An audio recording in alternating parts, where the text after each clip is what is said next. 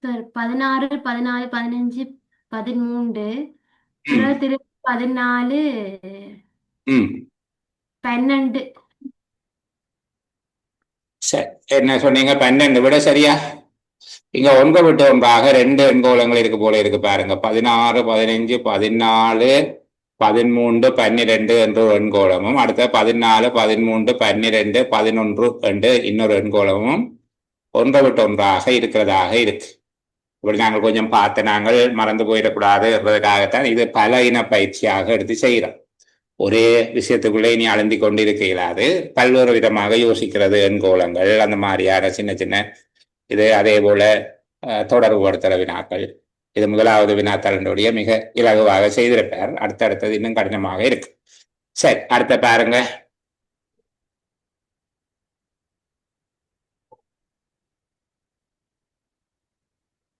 இருபத்தி மூன்றாவது. 3, 2, 6, 2, 12, 2 இடைவெளி 2, 18, 48.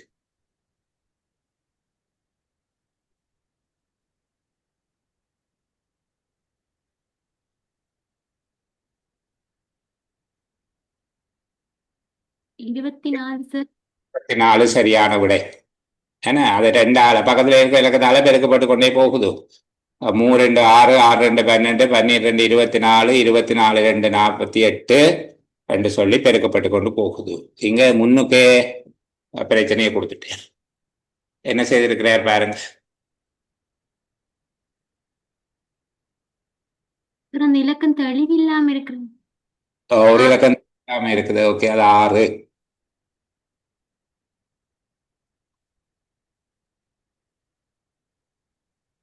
3 சார். 3 சரியா? திரும்ப செக் பண்ணுங்க.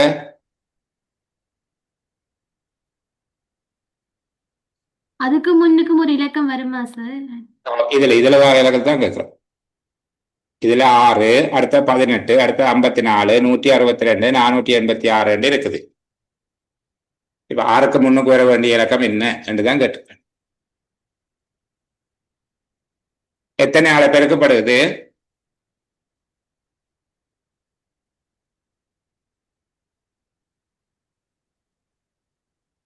சரி, அப்போ சொல்லுங்க. 3 வராதா? ஓ, 3 வந்தால் எத்தனை ஆளை பெருக்கப்பட்டு வரும்? 6. 18 தனியா. சரி, நீங்க பேசுறது கேட்க இல்லையம்மா, திரும்ப சொல்லுங்க. அதுக்கு முன்னுக்கு ஒரு இலக்கம் இருக்கணும் மாதிரி கேட்கிறேன் சார். இல்ல, அந்த இலக்கத்தை தான் கேட்கிறேன். 6க்கு முன்னுக்கு வர வேண்டிய இலக்கம் என்ன என்கிறதுதான் கேள்வி. இதுல 6 என்ற ஒரு இலக்கம் இருக்குது, 18 என்ற ஒரு இலக்கம் இருக்குது, 54, 162, 484. நான் கேட்டது இந்த இடத்துல என்ன இலக்கம் வர வேணும்? வேற யாராவது ஒரு ஆள் சார் இதுக்கு 6, 18, 18, 3, 54, 54, 3. முதல் இலக்கம் என்னன்னு சொல்லுங்க. 2 சார். 2. 2. 2 3ஆல பெருக்கினால் 6, அதை 3ஆல பெருக்கினா 18. சரி, தொடர்ந்து அவங்களே சொல்லட்டும். அடுத்தது பெரிய கஷ்டம் எல்லாம் இல்லை என்ன? அதுக்கு நாங்க விடையே சொல்லுது இல்லை. 30, 29, 28, 27. என்ன விடையமா? சார் 40. இந்த 3 சொன்னதானே சார் ஃபர்ஸ்டா? ஓம் ஓம். அது வந்து 6, 3, 18, பிறகு 18 3ஆல பெருக்கி 54, பிறகு 54 3ஆல பெருக்கி 162. ம் ம் ம். அப்படித்தான் சார் இந்த 3 சொன்னேன். 3ஆல பெருக்கினா 6 இல்லையே. அதுல இடையில கொள்ள. சரி சார் சரி. 2 3ஆல பெருக்கினா தானே 6 வரும். எல்லாம் 3ஆல தான் பெருக்கி போகுது. சரி, 6 3 18, 18 3 54, அதெல்லாம் சரி. ஆனால் முன்னுக்கு வர இலக்கம் 3ஆல பெருக்கத்தானே 6 வர வேணும். அப்ப நீங்க அதை 3ஆல பிரிச்சு முன்னுக்கு போட்டிருந்தாலும் வசதி. அந்த இடத்துலதான் நீங்க யோசிக்க இருக்க எது ரீட்டு. சரி, அடுத்தது சொல்லுங்கம்மா. 26 சார். அது மிக இலகுவானதை நம்ம யோசிக்க வச்ச அளவுக்கு அடுத்தது ஈஸியா இருக்கு. அடுத்த பாருங்க.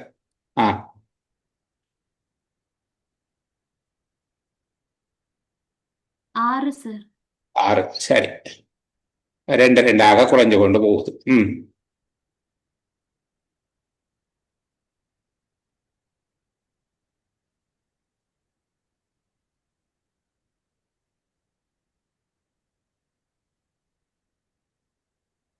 சார் அது என்னன்னு தெரியல.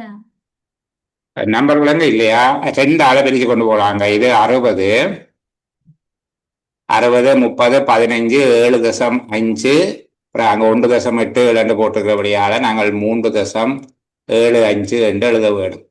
அரைவாசி அரைவாசியா பிரிச்சு கொண்டு போயிருக்க தசத்துல வர மாதிரி 3.75. அடுத்தது கொஞ்சம் யோசிங்களே.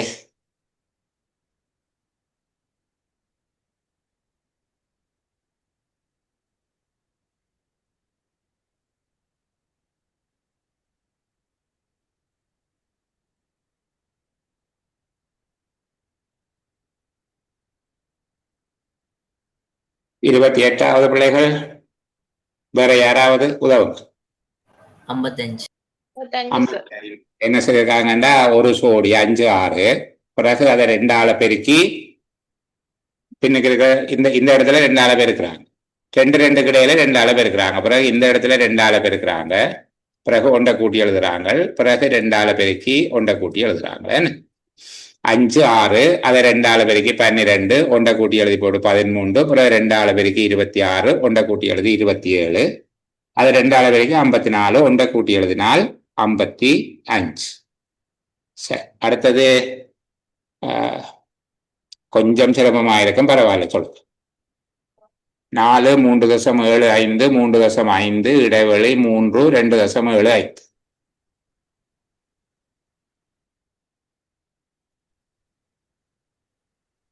சரி, வேற யாராவது அவங்க பார்ப்போம். தேனுவா? 3.25 சார். 3.25 0.25 குறைஞ்சு கொண்டு போகிறதால 3.25. சரி, அடுத்தது 926 825 724 623.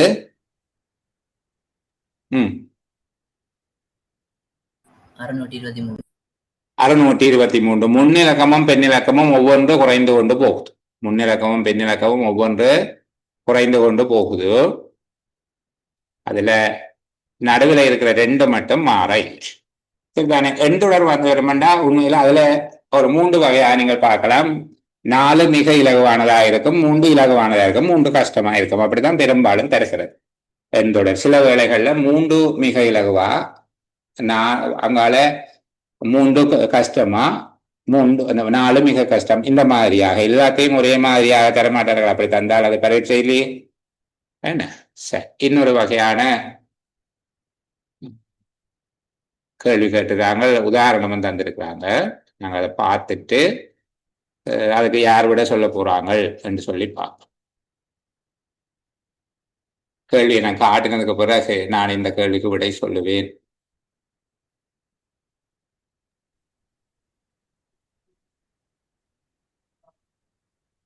சரி, கீழே உள்ள ஒவ்வொரு வினாவுக்கும் விடையை புள்ளி அடைப்புள் எழுதுக என்று சொல்லப்பட்டிருக்குது. அங்க உதாரணம் சொல்லி இருக்கிறார்.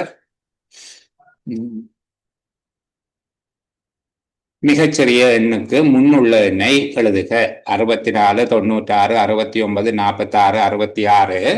இங்க எப்படி கேட்டுக்கிறாங்க, அந்த புரிந்து கொள்ற திறன் விளங்கிக் கொள்ற மாதிரி மிகச்சிறிய எண்ணின் முன்னுள்ள எண்ணை எழுதுக என்று கேட்டுக்கிறாங்க. அப்ப மிகச்சிறிய எண் இதுல 46, மிகச்சிறிய எண் 46. அதுக்கு முன்னுக்கு இருக்கிறது 66 இருக்கு, 64 முன்னுக்கு இருக்கமாகவே விட 64. அதுபோல 31 32 33 34 35 என்கிற 5 கேள்விகள் தரப்பட்டிருக்குது. 5 கேள்விக்கு நான் விட சொல்ல போகிறேன் என்கிற ஒரு ஆள் மைக் ஆன் பண்ணுங்க, அவங்கள்ட்ட கேட்போம். என்ன தாங்களாக முன்வருகிற கட்டிக்காரர் யார் என்று பார்ப்போம். ஆரணி. சரி, ஆரணிக்கு நேற்று சந்தர்ப்பம் கொடுக்கையில் என்னை கொடுப்போம். சரி, சொல்லுங்க. முதலாவது, அங்குலம், யார், மைல், அடி, சங்கிலி என்பவற்றில் மிக கூடிய நீளத்தை குறிக்கிறது. இது கொஞ்சம் பழைய அளவைகள்.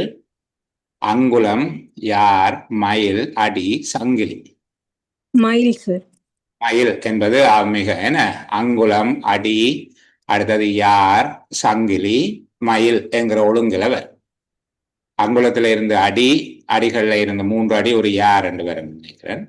பிறகு யார் என்பதிலிருந்து அடுத்தது சங்கிலி, சங்கிலியிலிருந்து மயில். ஆகவே மிக கூடிய நீளம் சங்கிலி, அதை எழுதத்தான் வேணும், அது நம்பர் இல்லை. சங்கிலிங்கிறபடியை கொண்டு போய் அங்க மயில், மயிலுங்கிறபடியை கொண்டு போய் அங்க எழுது.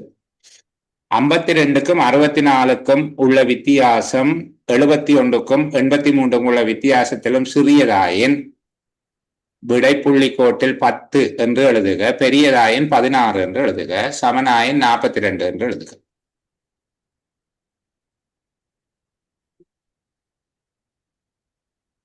ஐம்பத்தி ரெண்டுக்கும் 64க்கும் உள்ள வித்தியாசம் 71க்கும் 83க்கும் உள்ள வித்தியாசத்திலும் சிறியதாயின் 10 என்று எழுதுக, பெரியதாயின் 16 என்று எழுதுக, சமனானதாயின் 42 என்று எழுதுக. 10 என்று தான் சார் எழுதுவோம். சிறியதா வித்தியாசம்? 52க்கும் 64க்கும் உள்ள வித்தியாசம் 52க்கும் 64க்கும் 12 வித்தியாசம். 12 வித்தியாசம். 71க்கும் 83க்கும் 24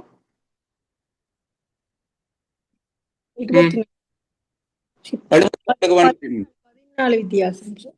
சரி, 14 71க்கும் 83க்கும்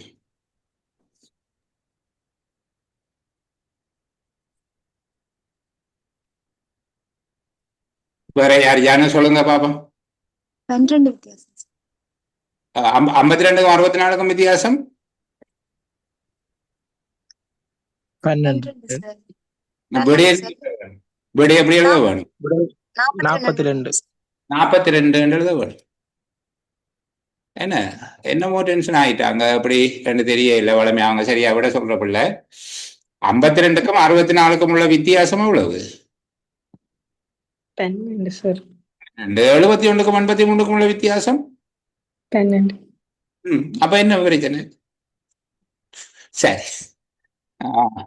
இந்த சொற்களை கவனிக்க. இந்த சொற்கள் உள்ள ஒரு சொல்லில் உள்ள எழுத்தாயினும் மற்ற சொற்களில் காணப்படவில்லை. அந்த சொல்லின் 2ஆம் எழுத்துக்கு பின்வரும் 2ஆம் எழுத்து யாது என்று கேட்டிருக்கு. இதுல ஒரு சொல்லில இருக்கிற எந்த ஒரு எழுத்தும் ஏனைய சொற்கள்ல காணப்படவில்லை. அந்த சொல்லின் 2ஆம் எழுத்துக்கு பின்வரும் 2ஆம் எழுத்து என்று கேட்டிருக்காங்க. இந்த சொல்லிரு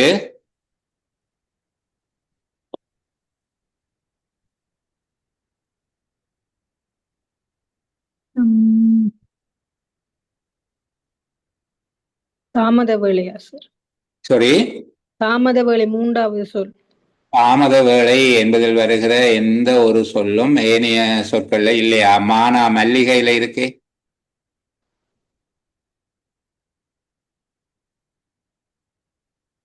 தாமத வேளை என்பதில் வருகிற மானா மல்லிகையினுடைய தொடக்க எழுத்தாக இருக்கு. கற்பலகை.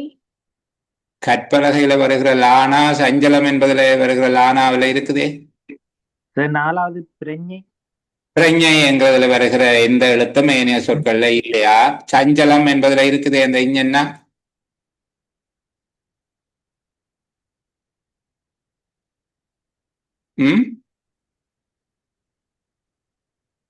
பிரஞ்ஞை என்கிறதுல வருகிற இஞ்சன்னா சஞ்சலம், சலஞ்சலம் என்பதுல சஞ்சலம், சலஞ்சலம் என்பதுல இருக்குது சார். அப்படின்னு சொல்லியதுல இல்லத்தான் சார். இல்லையா? மல்லிகையில வருகிற எழுத்து அங்க இருக்கு. ஆம் சார். கையென்ன இருக்கு, கற்பலகை, மல்லிகை. கற்பலகையில இருக்கிற மல்லிகை என்பது இருக்குது. அப்ப இந்த ஒரு சொல்லில் உள்ள எழுத்தாயினும் மற்ற சொற்களில் காணப்படவில்லை. ஒரு சொல்லில் உள்ள எழுத்து மற்ற சொற்களில் காணப்படவில்லை என்று போட்டிருக்காரு. அப்படி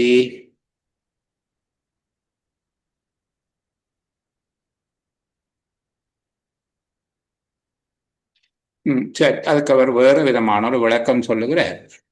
நாங்கள் அதை புரிந்து கொள்வதில் சிரமம் இருந்திருக்கும் என்று நினைக்கிறேன். மற்றவை எல்லாம் எல்லா இடத்திலையும் இருக்குது என்று சொல்லுகிறார். உங்களுக்கு தாமத வேளை என்பதில் வருகிற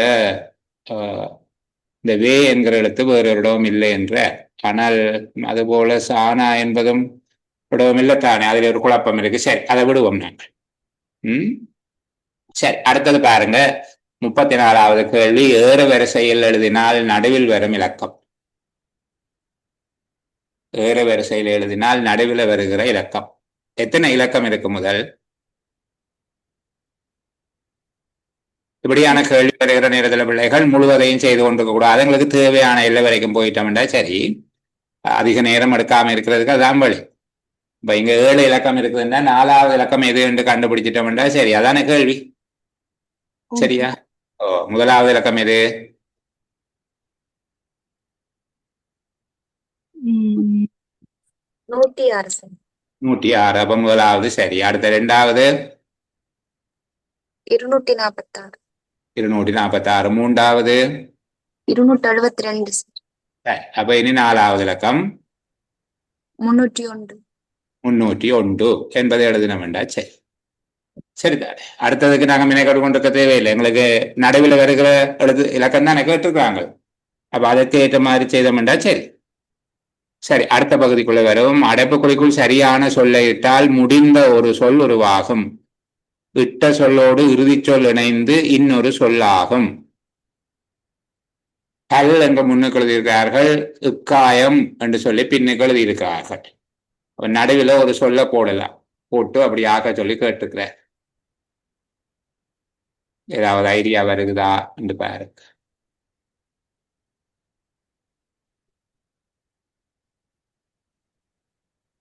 கல் என்பதற்கும் இக்காயம் என்று வருவதற்கும் இடையில ஒரு சொல்ல போட்டால் ரெண்டுக்கும் பொது சொல்லாக அது நிற்கும் என்று சொல்லி, இது ஒரு மொழிப்புலமை சார்ந்த கேள்விதான். ஆனால் உங்களுக்கு யாருக்கு மேலுமா? யார் சரி சொல்லுங்க. யார் சரி சொல்ல விரும்புகிற பிள்ளைகள் சொல்லலாம்.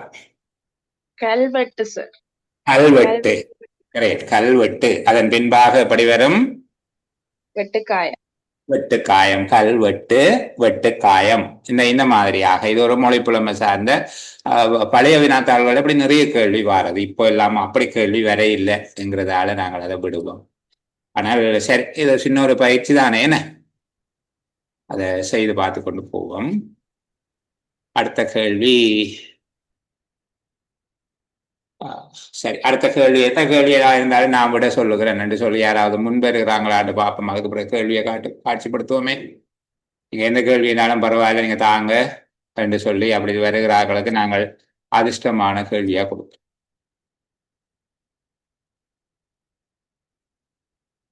ஒரு தரம் வரை இல்லை.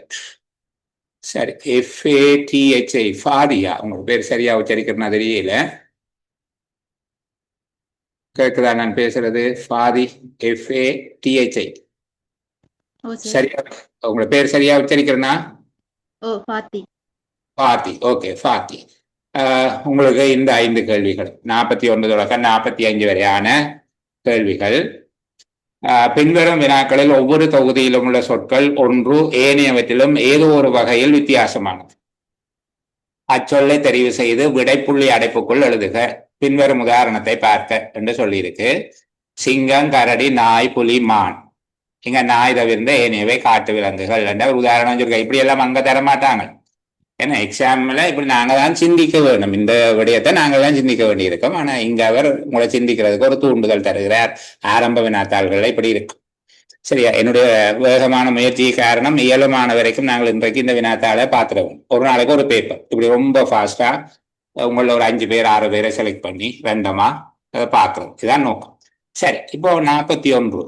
மோர், பாலாடை, தயிர், நீர், வெண்ணெய். 4வது நீர். 4 என்று சொல்லுவோம். நீர். ஓகே. அடுத்தது கிலோகிராம், ராத்தல், கிலோமீட்டர், அவுன்ஸ், கிராம். 3 கிலோமீட்டர். அது ஏன் அப்படி சொல்றீங்க? மற்றதெல்லாம் பாரம். இது எல்லாம் நிறுத்தல் அளவை, அது நீட்டல் அளவை என்று சொல்லுகிறது. இது பாரம் அளக்கிறது, அது நீளம் அளக்கிறது. சரி. கதிரை, மேசை, கட்டில், கத்தி, வாங்க். 4வது கத்தி. 4வது. சரி, 4வது கத்தி. அது கோடுதரையில. கோயில், பூசகர், பலிபீடம், கோபுரம், கற்பகிரகம். 1வது கோயில். கோயில். வேற விதமா யோசிங்க. 2வது பூசகர். 2வது பூசகர் என்பது அது ஒரு நபரை குறிப்பது. மற்ற எல்லாம் பௌதிக பொருட்கள். என்ன? பாசமான, கோபமான, தயையான, இரக்கமான. 3 கோபமான. 3 கோபமான. Okay, thank you. நான் அடுத்த பகுதிக்கு விடை சொல்ல போகிறேன். எங்கிற ஒருவர் முன்னுக்கு வாங்கப்பா. அடுத்த கேள்வி அது எந்த வடிவத்தில் இருந்தாலும் பரவாயில்லை, நான் பதில் சொல்லுவேன் அப்படின்னு வேற தேனுகா. ஓகே, இங்க பின்வரும் வினாக்கள் ஒவ்வொன்றிலும் 1, 2, 3, 4, 5 என எண்ணிட்ட 5 சொற்கள் உள்ளன. இவற்றை குறித்த ஒரு வரிசையில் ஒழுங்குபடுத்தலாம். அவ்வாறு ஒழுங்குபடுத்தி நடுவில் வரும் சொல்லை குறிக்கும் எண்ணை அந்த அடைப்புக்குறிக்குள்ள எழுதட்டேன். இப்ப கிழவன், குழந்தை, இளைஞன், சிறுவன், படுகிழவன் என்கிற போது குழந்தை, அடுத்தது சிறுவன், அடுத்த இளைஞன், கிழவன், படுகிழவன் என்று போட்டிருக்காங்க. இப்போ 3வது இளைஞன் என்பது போல 46, 47 சமுத்திரம், கடல், குளம், கிணறு, ஏரி.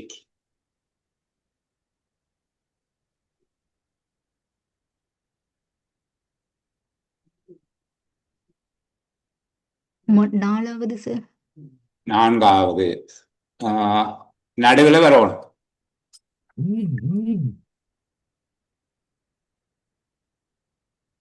Sorry sir. நாலாவது என்னது? கிணறு சார். முதலாவது ஏரி வரும், பிறகு கடல் வரும், ம் 3வது கிணறு வரும் சார். அப்ப கிணறு தான் நடுவுல இருக்கும். அது சைஸை வச்சு கொண்டு சொல்றீங்களா? முதலாவது ஏரி ரொம்ப சின்னது, அடுத்தது குளம், அடுத்த கிணறா? என்ன விளங்கல.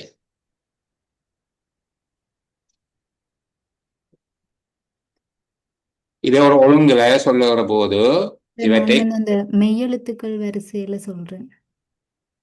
அவர் இங்க மேல சொல்லியிருக்கிறார், பின்வரும் வினாக்கள் ஒவ்வொன்றிலும் 1, 2, 3, 4 என எண்ணற்ற சொற்கள் உள்ளன. இவற்றை குறித்த ஒரு வரிசையில் ஒழுங்குபடுத்தலாம். அவ்வாறு ஒழுங்குபடுத்துகிற போது நடுவில் வரும் சொல்லை குறிப்பிடுக என்று கேட்டுக்கிறாங்க. 2வது சார். சரி, நாங்கள் இதுல பார்ப்போம். இதை ஒழுங்குபடுத்துகிறது என்கிறது பருமன் அடிப்படையிலானதாக அல்லது அதனுடைய ஏதோ ஒரு சைஸை வச்சுக்கொண்டு ஒழுங்குபடுத்தி காட்டியும் இருக்கிறார். மேல கிழவன், குழந்தை, இளைஞன், சிறுவன், படுகிழவன் என்று சொல்லிட்டு அதை ஒழுங்குபடுத்தி இருக்கிறார்.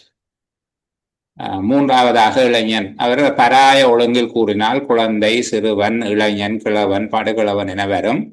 நடுவில் வரும் சொல் இளைஞன், எனவே அதுபடி ஆகிறது என்று சொல்லி விளக்கமும் சொல்லி தந்திருக்காரு. உண்மையில அங்க எல்லாம் சொல்லி தர மாட்டாங்க எங்களுக்கு, ஆனால் இங்க அதை சிந்திக்கிறதுக்காக உங்களுக்கு ஒரு வழிகாட்டல் ஒன்று தந்திருக்கிறேன். அப்ப இதை வச்சுக்கொண்டு இப்ப யோசிங்க பாப்போம்.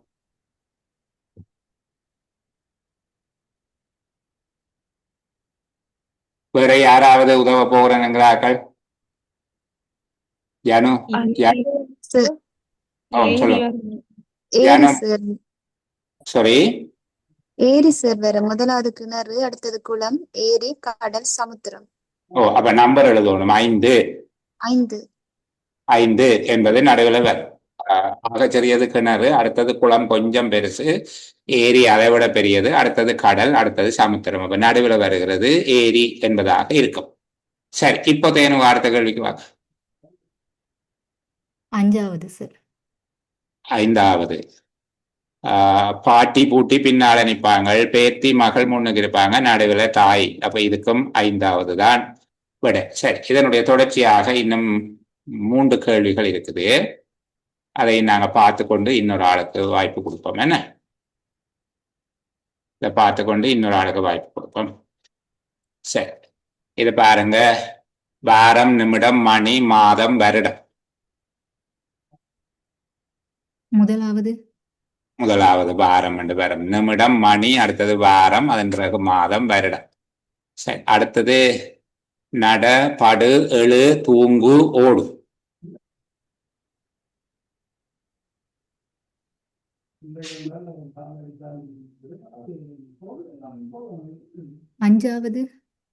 ஐந்தாவது எப்படி? முதலாவது எழு, பிறகு நட, ஓடு, படு, தூங்கு, அப்படி வருமா? அப்ப எழு என்று சொல்லி எழு, நட, ஓடு, பிறகு படு. முதல்ல படுக்கிறது, அடுத்தது தூங்குறது. முதல் படுத்துட்டார், அடுத்தது 2வது தூங்கிட்டார், 3வது எழுந்தார், நாலாவது நடந்தார், ஐந்தாவது ஓடினார் என்பது போலையும் அதை பார்க்கலாம். என்ன இப்படியும் பார்க்கலாம் தானே. செயல் அடிப்படையில் இதை பார்க்கிற போது படு, தூங்கு, எழு, நட, ஓடு என்று ஒழுங்குபடுத்தலாம். அப்ப நடுவில் வருகிறது எழு என்பது பொருத்தமானதாக இருக்கும். அடுத்தது 50வது கேள்வியை பாருங்க. 2வது சார். 0.01 அங்கால 2 தரம் 0.1 இருக்குது. அதை முதலாவதாக எடுக்கலாம். அடுத்த 2வதாக சரியான 2 என்பது சரியான விடை. சரி, அடுத்த கேள்வி நான் பார்க்காமலே நான் எந்த கேள்வியாக இருந்தாலும் இதுக்கு வரப்போகிறேன் என்று சொல்லக்கூடிய ஆக்கள் நீங்க எந்த கேள்வி இருந்தாலும் பரவாயில்லை, நாங்கள் விடை சொல்லுவோம், நீங்க தரலாம். என்கிற யார் வந்திருக்கிறாங்க அப்படின்னு பார்ப்போமே. சும்மா ஏஞ்சலின். ஓகே, ஏஞ்சலின். அப்ப இனி நாங்க கேள்வி காட்டுவோம். ஏன்னா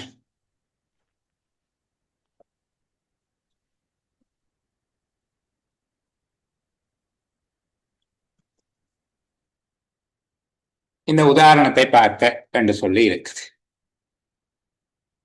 இந்த உதாரணத்தை பாருங்கள் என்று சொல்லி போட்டிருக்காங்க. இதை போட்டுட்டு இதுல வரக்கூடியது எது, எந்த பகுதி?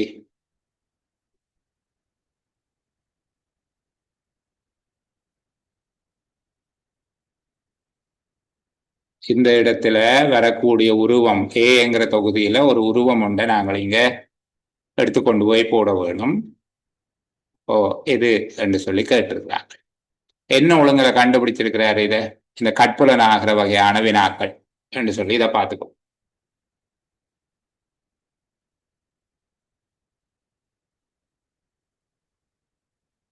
இதுல ஒரு உருவத்தை தேடி எடுத்து 3வது உருவம் என்று சொல்லி அவர் கொண்டு போய் போட்டிருக்கு.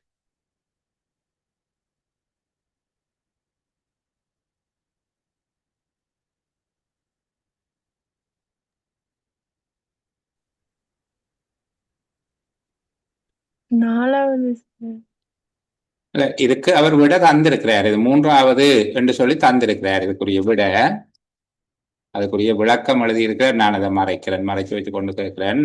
இதுல இதுதான் இந்த 3வது தான் அதுக்குரிய விடை என்று சொல்லி தெரிவு செய்து எழுதியிருக்கிறார் இந்த இடைவெளியில. இது ஒரு உதாரணம் தான் தந்து விடையும் தந்திருக்கார் 3 என்று சொல்லி. என்ன பொருத்தம் இருக்கு?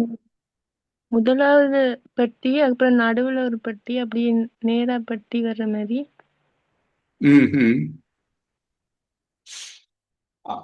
இன்னொரு விதமாக இதுல ஒரு தொடர்பு இருக்கு பாருங்க. இதுல இருந்து இதுக்கு போகைக்குள்ள வெளியில இருக்கிற உருவம் உள்ளுக்கு போயிட்டு, வெளியில பட்டி இருக்குது, இங்க பட்டி உள்ளுக்கு போயிட்டு, அப்புறம் இங்க வெளியில இருக்கிற முக்கோணம் இங்க உள்ள போயிட்டு, இப்படி இதுக்குள்ள ஒரு தொடர்பு ஒன்றை போட்டிருக்கிறேன். இங்க 2வதுல என்ன தொடர்பு போட்டிருக்காருன்னு பாருங்க. மேல இருந்து கீழே வரைக்குள்ள, மேல இருந்து கீழே வரைக்கும் என்ன தொடர்பு இருக்குது? பெரிய பட்டி உள்ளுக்கு போயிட்டு, பட்டி உள்ள போயிட்டு, உள்ள இருக்கிறது பெரிய வந்துட்டு, என்ன உள்ள இருக்கிறது வெளியே வந்துட்டு. இதுலயும் அப்படித்தான் வந்திருக்கு பாருங்க. இங்க முக்கோணம் வழிய வந்து வட்டம் உள்ள போயிட்டு, இதுல என்ன நடந்திருக்கு? இதுல முக்கோணம் திருப்பி உள்ளுக்கு முக்கோணம் அப்படி வந்திருக்கு. இங்க வட்டம் உள்ளுக்கு வட்டம் என்றதால அடுத்தது என்னவாயிருக்கும்? மேலே அதை எங்களை குழப்புற மாதிரி ஒரு தொகுதியை தந்து போட்டு, உண்மையில எங்களுக்கு இந்த லைன் மட்டும் பார்த்தா போதுமானது. இங்க மேலே இருந்து வரைக்குள்ள மாறி மாறி வந்திருக்கு. ஆனா கீழ் லைனுக்கு வந்த உடனே ஒரே உருவம் வந்திருக்குது. ஆகவேதான் 3வது தெரிவு செய்திருக்கிறேன். 3வது உருவத்தை தெரிவு செய்திருக்கிறேன். முக்கோணத்துக்குள்ள முக்கோணம், வட்டத்துக்குள்ள வட்டம், ஆகவே சதுரத்துக்குள்ள சதுரம் என்பதாக இருக்க வேணும் என்று சொல்லி யோசிக்கிறார். இதுக்கு பிறகு எங்கள்கிட்ட கேள்வி தருகிறார், இதுல கண்டுபிடிச்சு சொல்லுங்கோ என்று சொல்லி. 56வது கேள்வி, நீங்க கண்டுபிடிச்சு சொல்லுங்க என்று கேட்கிறார். இது ஒரு கட்புலன் சார்ந்த பரிசோதனை. எப்படி என்று பார்ப்போம்.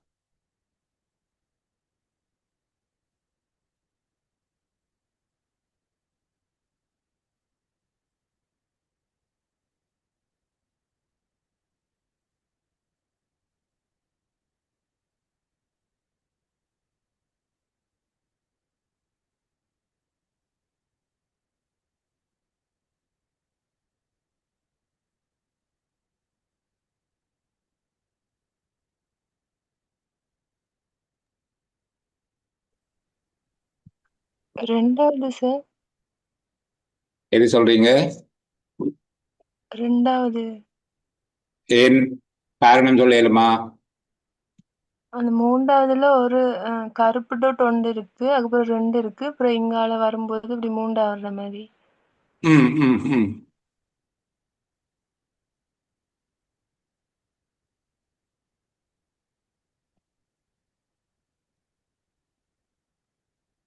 ரெண்டாவதா சொல்றீங்க? ஓம் ரெண்டாவது. வேற விதமா யோசிங்களே பாப்போம்.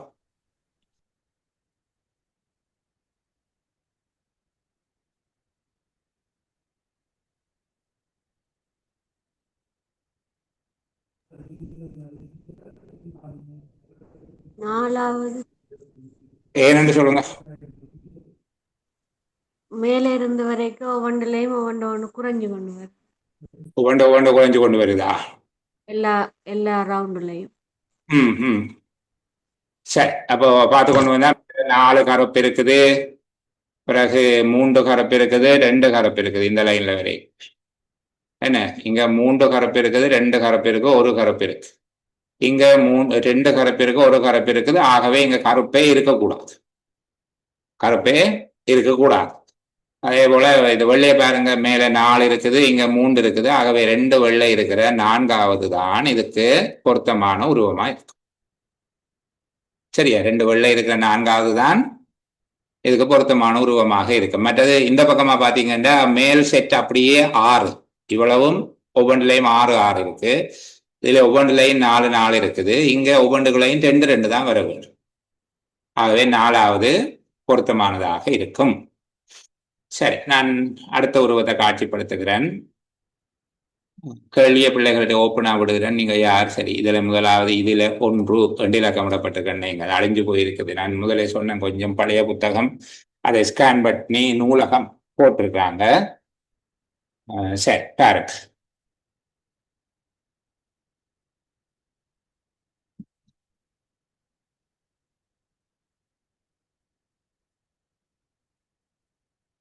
பொருத்தமானது எது? யார் சரி விட சொல்லல.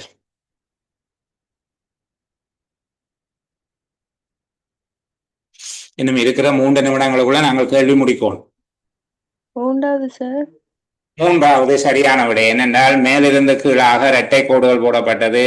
இங்க ஒரு வட்டத்தோட இருக்குது, இங்க 3 வட்டத்தோட இருக்குது, இது 2 வட்டத்தோட இருக்குது.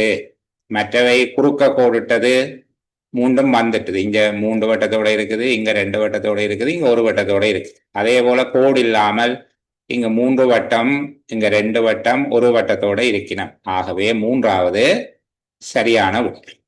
என்ன, இந்த கற்புலன் சார்ந்த பயிற்சிகள் நாங்கள் ஏற்கனவே செய்ய இல்லை, அதுல கொஞ்சம் ஒரு குறைபாடு இருந்தது. இன்றைக்கு நாங்கள் அப்படியான பயிற்சிகளையும் பார்த்துட்டோம். சரி, இதை பாருங்க பிள்ளைகள்.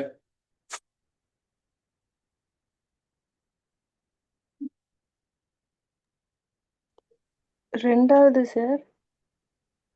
ரெண்டாவது ஏன்னு சொல்லுங்க. ஏண்டா முதலாவது அந்த உள்ளுக்கு இருக்கிற ரவுண்ட் ஒன்று ஒன்றா வருது. அப்படியே நடுவுலையும் இப்படி ஒன்று வருது. அப்படியே சைட்ல பார்த்தா ரெண்டாவது வரும்னு சொல்றேன். மற்றது உள்ளுக்கு இருக்கிற ரவுண்ட் வந்துட்டு ஓ, இதான் சொல்றீங்க. உள்ளுக்கு இருக்கிற பிளாங்கான ரவுண்ட் வந்துட்டு என்ன, அடுத்தது குறுக்கு பக்கமா கோடு போட்டது 3 வந்துட்டு, மேலிருந்து கீழே கோடு போட்டது இது இது இருக்குது, இது மட்டும்தான் இல்லை. அப்ப அதுல இனி முக்கோணமா சதுரமாங்கிற ஒரு கேள்வி ஒன்று இருக்குது. அது வட்டம், சதுரம், அப்புறம் முக்கோணம் 3 தான் மற்றதுல மாறி மாறி வந்திருக்கு. வட்டம், சதுரம், அப்ப முக்கோணத்தோட இருக்கிற 2வது தான் சரியான விடை. கிரேட். சரியா, தேங்க்யூ. அடுத்த இன்னும் 2 கேள்விகள் இருக்குது, அதையும் பார்த்த வேண்டாம். இன்றைக்கு ஒரு வினாத்தாள். நான் இதுல ரகசிய குறியீடு ஒன்று இருந்தது, அது பிள்ளைகளுக்கு காட்ட இல்லை. சரிதானே, அது அவசியம் இல்லை என்று சொல்லி நினைச்சு கொண்டு விட்டுட்டேன். சரி, இதை பாருங்க.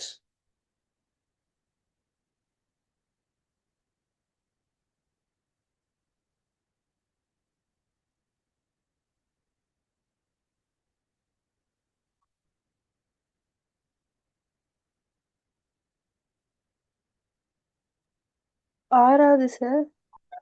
ஆறாவது கொண்டு போய் இது இங்க வச்சோம் என்றால் அது ரெண்டையும் சேர்க்க முதலாவது உருவம் வரும். என்ன இங்க மேலே இருக்கிற இந்த உருவத்தையும் சேர்த்து இது வந்திருக்கிறது போல ஆறாவதை கொண்டு போய் வச்சோம் என்றால் ரெண்டும் சேர முதலாவது படம் வரும். சரி, அடுத்தது இதுல கீழே கொஞ்சம் வித்தியாசமான கேள்வி ஒன்று இருக்குது.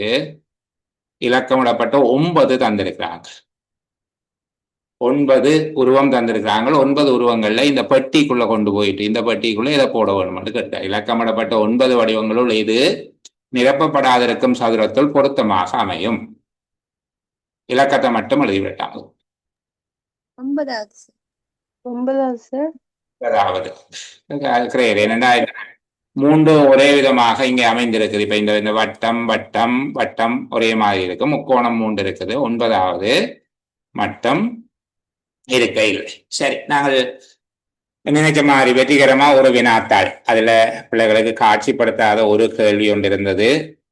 அது நீங்கள் பேப்பர் கையில வச்சு கொண்டு செய்து பார்க்க வேண்டிய கேள்வி. மற்றது அது உங்களால இயலுமானதாக இருக்கும் என்கிற அடிப்படையில நான் அந்த கேள்வியை உங்களுக்கு காட்சிப்படுத்த இல்லை. விலைகள் இவ்வாறு குறிக்கப்பட்டிருந்த சீமாட்டி ஜவுளி மாளிகை என்று சொல்லி கொடுத்திருந்தார்களாம். அதுல இலக்கம் தந்து இருக்குது. அதை வச்சு கொண்டு விடை எழுதுறது அது உங்களுக்கு பிரச்சனையாக இருக்காது. சரிதானே? சீமாட்டி ஜவுளி மாளிகை என்பது 1 தொடக்கம் 0 வரையில 10 இலக்கங்களை குறிப்பதற்கு பயன்படுத்தி அங்கு குறியீட்டுக்குரிய இலக்கத்தையும் இலக்கத்துக்குரிய குறியீட்டையும் காண்பது இப்படி தந்தால் அது நெருக்கடியாக இருக்காது. சரி, நாங்கள் 1 மணி நேரத்துல பார்க்கக்கூடிய அளவுக்கு விரைவாக பார்த்திருக்கிறோம். அடுத்து வருகிற செயலமர்வுல செவ்வாய்க்கிழமை இன்னும் ஒரு இது மாதிரியான வினாத்தாளோட சந்திப்போம். மொழி அறிவு வகுப்பு இருக்கும் திங்கட்கிழமை. மற்றது நாளைக்கு பெரிய ஆக்கள்கிட்ட வகுப்பு இருக்குது. ஆர்வம் இருக்கிற ஆக்கள் சுருக்கம் எழுதுதல் தொடர்பாக அல்ல கிரகித்தல் தொடர்பாக ஆர்வமுடையவர்கள் அந்த வகுப்புல கலந்து கொள்ளலாம். அது 8 மணியிலிருந்து 10 மணி வரைக்கும் நடக்கும். ஆர்வம் இருக்கிறார்கள் கலந்து கொள்ள. குறிப்பா தமிழை புரிந்து கொள்ள வேணும் என்கிற விருப்பம் இருக்கிறவர்கள் வரலாம். அதுக்குரிய வளமையான இணைப்பு Zoom லிங்க் உங்களுக்கு போடப்படும்.